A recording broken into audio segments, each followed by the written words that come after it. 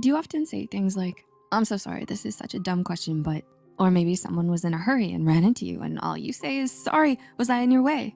Okay, hold up, that's a bit too much. But do you feel like you apologize for almost everything? Even when you're not in the wrong? Being sorry and apologizing for certain things is an important aspect of being polite. You've been learning about it your whole life. But were you taught about the things you shouldn't apologize for? Why do you do it? According to Juliana Brains, PhD, an assistant professor of psychology at the University of Rhode Island, over-apologizing can stem from being too hard on ourselves or beating ourselves up for things rather than recognizing everyone makes mistakes and no one expects you to be perfect. To remind you that it's okay to not be perfect, here are 8 things you shouldn't say sorry for. Number 1, for having an opinion. According to Manhattan psychotherapist Panthea Sadapur, those who over-apologize often feel like a burden to others, as if their wants, needs, and thoughts are not important. This feeling can stem from many different roots, one of them being feelings of inadequacy as a result of childhood trauma. Because of that, you may feel ashamed of having an opinion, or maybe you're afraid to openly disagree with someone.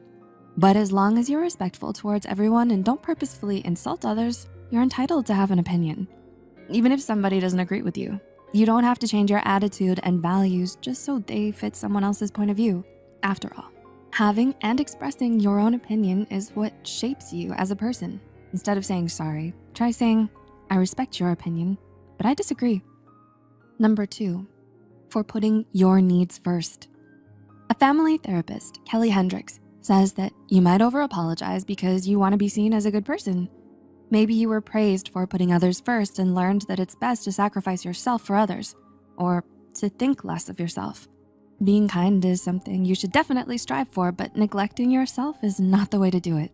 You might believe thinking of yourself is selfish, but when you think about it, isn't it selfish for others to make you put yourself last? Sometimes everything can get so overwhelming and you just need to take care of yourself without feeling like you're letting others down. Instead of saying sorry, try saying, I need some time for myself, or I'm not comfortable with that. Number 3, for turning your phone off. You know when you just wanna watch Netflix without talking to anyone, but your phone constantly rings with messages, notifications, and calls, and you can't get even 1 second of alone time? And you just wanna turn it off or put it on silent, but you don't wanna be rude by not replying. Taking time for yourself and not being available for a bit is not rude. And everyone needs a break from time to time, including you. So don't feel bad for putting the online world on hold for a bit. Instead of apologizing, say, I'd like to enjoy some alone time tonight. So did you relate to these 3 points so far? Let us know in the comments. Right now, more people than ever have been struggling with mental health, which is why we're more dedicated than ever to creating more content. Number 4, for showing your feelings. Things happen that can make you feel a range of emotions. Anger, frustration, fear, extreme happiness, sadness.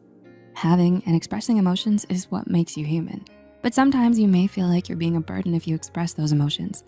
You think you're annoying people around you with your feelings, and you feel tempted to say, I'm sorry, I don't mean to bother you. As Professor Bryn says, when we apologize for feeling hurt, or even for feeling passionate about something, we minimize ourselves in a misguided attempt to protect others. Try to remember that no matter what, you have the right to feel and express your emotions. Instead of saying sorry, try saying, I'm struggling and need support. Number 5, for crying. Similar to showing emotion, sometimes life gets you down and you just need to have a good cry. Have you experienced feeling better after crying? Like the weight on your shoulders suddenly became lighter. That's how crying can help. But when you're around people and you feel the need to cry, you may feel embarrassed and afraid. What will they think of you if they see your tears? So you try to swallow your tears and start apologizing. But you're not crying on purpose. It's something your body just does, like sneezing or coughing. And just like you, everyone cries sometimes. So if someone wants to judge you, that's their problem. Don't feel like you did something bad if a tear escapes. Instead of saying sorry, try saying, oh, this got me emotional, or I need a moment to calm down. Number 6, for the way you look. Have you ever experienced uninvited comments about your appearance? Maybe you dye your hair crazy colors, or have piercings, or a bunch of tattoos. Or maybe you're just too skinny or not skinny enough, or you have a few pimples on your face. Comments like these can make you feel bad about yourself, to the point that you feel like apologizing for it. Dr. Elena Torini, a consultant psychologist, explains that If you have feelings of defectiveness or perfectionist tendencies, you're likely to feel that you need to look your best at all times. The perception that you don't look good enough can cause a lot of anxiety, so you might fear being judged.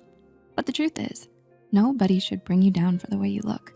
You are free to express yourself through your style, and every little imperfection is what makes you beautiful and unique.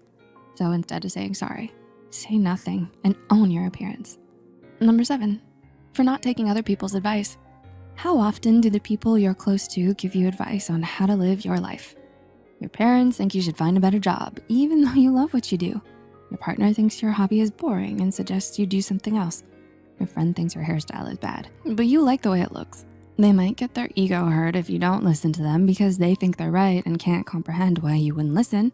But why would you? It's your life and your choices.